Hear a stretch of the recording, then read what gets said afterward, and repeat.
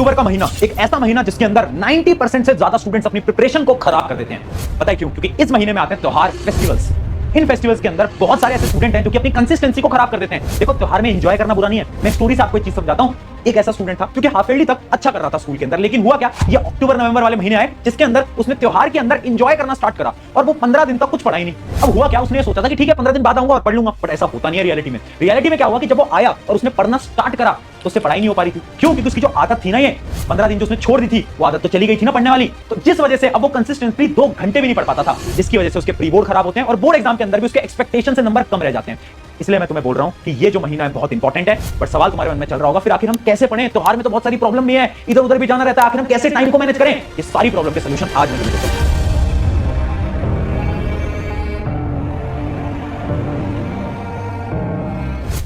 तो hi everyone, मैं हूं आप सभी का अपना प्रशांत भैया। देखो यार, एक चीज, ये महीना बहुत इंपॉर्टेंट है। यहां पर एक लाइन लिखी हुई है, उसको एक बार ध्यान से पढ़ना।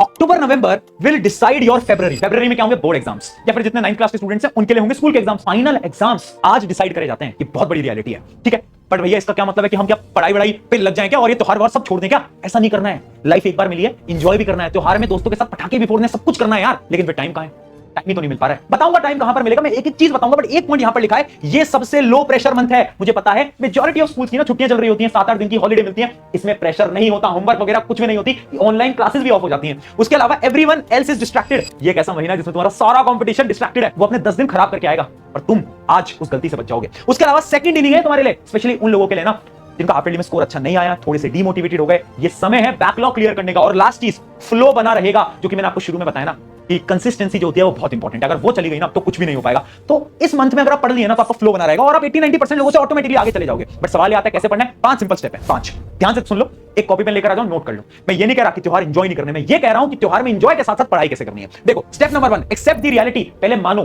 कि ठीक है, ये वाला जो सीजन है ना, ये थोड़ा एंजॉयमेंट का सीजन है। तो हाँ, बिल्कुल ऐसा होगा कि इसके अंदर तुम 5 घंटे, 4 घंटे, 3 घंटे भी नहीं पढ़ पाओगे। जरूरी नहीं है इतना पढ़ना। पर मेरा ये सवाल है, क्या तुम हर रोज 1 या 2 घंटे पढ़ पा रहे हो? कंसिस्टेंसी, यही हमारा पहला पॉइंट। ये नहीं करना हमें कि यार लोग बाहर दिवाली मना रहे हैं और हम बैठ के पढ़ रहे हैं। नहीं, इतनी पढ़ाई नहीं करनी। हमें क्या करना है? हर रोज एक स्लॉट बनाना है। उस स्लॉट के अंदर हमें डेली पढ़ना है। कम पढ़ना है पर डेली पढ़ना है। तुम बोलोगे कि भैया अगर 1 घंटे पढ़ लिया क्या ही हो जाएगा? डेली 2 घंटे पढ़ लिया क्या ही हो जाएगा? ये 15 दिन अगर तुमने हर रोज 2 घंटे भी पढ़ा तो ओवरऑल बन के आता है 30 घंटे। 30 घंटे का समय तुम बाकी कंपटीशन से ज्यादा मेहनत लगा रहे होगे। और ये 30 घंटे जो होंगे ना, इसके अंदर तुम अपनी बैकलॉग क्लियर करोगे, तुम बाकी लोगों से आगे निकलोगे और बोर्ड एग्जाम्स के अंदर बहुत फायदा मिलने वाला है। तो पहला स्टेप है, ठीक है, कंसिस्टेंसी से पढ़ेंगे, ज्यादा नहीं पढ़ना, कम पढ़ेंगे बट पढ़ेंगे डेली, वो बहुत इंपॉर्टेंट है। स्टेप नंबर 2 क्या है?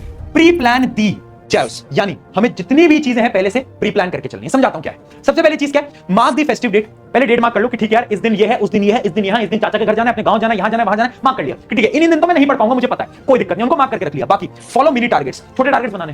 ठीक है, आज का दिन मेरे पास फ्री है, मान लो 10 तारीख मेरे पास फ्री है। 10 तारीख में मैं क्या करूंगा? 10 तारीख में ना मैं ये 3 चैप्टर निपटाऊंगा। ठीक है, 11 तारीख में शायद मुझे वहां जाना है अपने इन रिलेटिव के, तो ठीक है 11 तारीख को मैं छोड़ देता हूं, है ना। बट 11 तारीख को कंपनसेट करूंगा मैं अगले दिन, यानी अब मैं करूंगा 12 तारीख को 4 घंटे पढ़ाई। ऐसे बनाए जाएंगे डेली टारगेट्स। तो छोटे छोटे टारगेट्स बनाओ, डेली फॉलो करो। Divide topic into you know completely, यानी टॉपिक्स को डिवाइड कर लो कि तुम्हें क्या आता है। सबसे पहले तो लिख लो कि क्या क्या चीजें तुम्हें आती है, कौन कौन से टॉपिक तुम्हें आती है जिनका सिर्फ तुम्हें रिवीजन करना है। उसके अलावा वो टॉपिक्स भी देखो जिनको तुमने आज तक टच ही नहीं करा है, आज तक छुआ ही नहीं है, बैकलॉग बनी हुई है। और मेरी पर्सनल अगर राय मानो, रिवीजन वाला ज्यादा मत उठाना। पता है क्या करना? जो नए टॉपिक्स हैं जो कि तुमने नहीं पढ़े थे, बैकलॉग बन गए थे, उनको खत्म करो। ये बैकलॉग किलर है, बैकलॉग किलर। इस मंथ का नाम हम आज से दे देते हैं बैकलॉग किलर। ठीक है, चलो अब आते हैं हम 3rd नंबर स्टेप की तरफ, जो कि है 2 आवर रूल, जो कि मैं आपको ऑलरेडी बता चुका हूं। अगर आप हर रोज 2 घंटे भी मिनिमम पढ़ रहे हो ना, 2 घंटे बहुत कम समय में बोल रहा हूं, तुम्हारा 8 से 9 घंटे का स्कूल नहीं है। अब इमेजिन करो 8 से 9 घंटे का जो तुम्हारा स्कूल है, इसका कितना टाइम तुम्हारे पास बचेगा, है ना। तो बस हर रोज 2 से 3 घंटा लगा लो यार।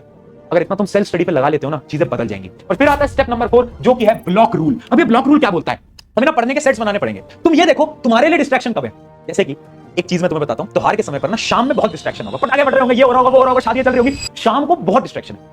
तुम क्या करो? तुमने यार सुबह का समय पकड़ो, है ना, या तो लेट नाइट का समय पकड़ो, है ना। जो जल्दी जग पाते हैं वो जल्दी पढ़ लो और 6 बजे 7 बजे जग जाओ, है ना। और उससे 2-3 घंटे का स्लॉट बनाओ। या तो अगर तुम रात को लेट तक जग सकते हो, क्योंकि सुबह स्कूल तो जाना नहीं है, तो आराम से लेट तक जग सकते हो ना, तो क्या करो, तुम आराम से जग जाओ, है ना। 10-11 बजे आराम से जगना, रात को पढ़ो, 1 बजे, 2 बजे, 3 बजे तक पढ़ाई करो। तो आपको ये करना पड़ेगा। और ये जो टाइम होगा ना, ये तुम्हारा पीक टाइम होगा, यानी यहां पर तुम्हें नए चैप्टर पढ़ने हैं। याद रखना, ये न्यू कॉन्सेप्ट्स के लिए है, ठीक है। इनमें आपको नई नई चीजें समझनी है, अपने वीक टॉपिक्स पे काम करना है, रिवाइज नहीं करना है। अगर इसके बाद भी आपको दिन में समय मिलता है, मान लो दोपहर का समय है, तो दोपहर के समय में आप क्या कर सकते हो? रिवीजन कर सकते हो, है ना। जो भी तुम्हें सब्जेक्ट पसंद है ना, जैसे एसएसटी पसंद है, मैथ पसंद है, साइंस पसंद है, उसको उठाया, उसको रिवाइज कर लिया फटाफट से। तो इससे क्या होगा? हमारे 2 स्लॉट आ गए, एक सुबह या फिर लेट नाइट का और दूसरा दोपहर का। शाम को स्लॉट मत बनाओ। आज तुम्हें लगेगा कि नहीं भैया शाम को क्या डिस्ट्रैक्शन है, मैं तो शाम को पढ़ लूंगा। त्योहारों में शाम में पढ़ना सबसे मुश्किल होता है और मैं सजेस्ट करूंगा मत पढ़ना। पढ़ना। ठीक है, ये बहुत इंपॉर्टेंट चीज है। फिर आ जाता है हमारा अगला स्टेप, चैलेंज योरसेल्फ, यानी खुद को चैलेंज देना पड़ेगा। एक चैलेंज बनाओ, हर वीक का एक चैलेंज बना लो ना यार।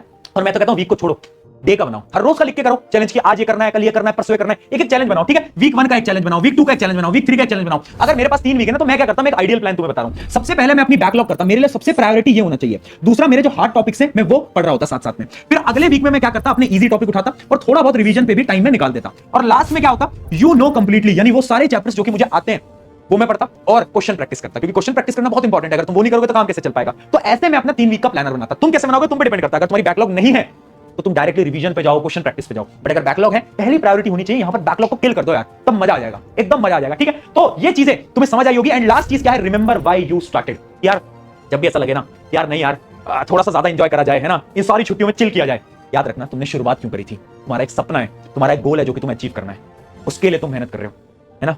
मुझे पता है शायद तुम बाकी लोगों से थोड़ा सा पीछे छूट गए हो, बट यही समय है और इस समय कभी वापस नहीं आएगा, नहीं आता है समय वापस, अपने पर्सनल एक्सपीरियंस से बता रहा हूं। ठीक है, तो लग जाओ, मेहनत पे लग जाओ, बैकलॉग्स को एकदम निपटा दो। बट हाँ, फिर मैं बोल रहा हूं, पढ़ाई और लाइफ दोनों अलग अलग हैं।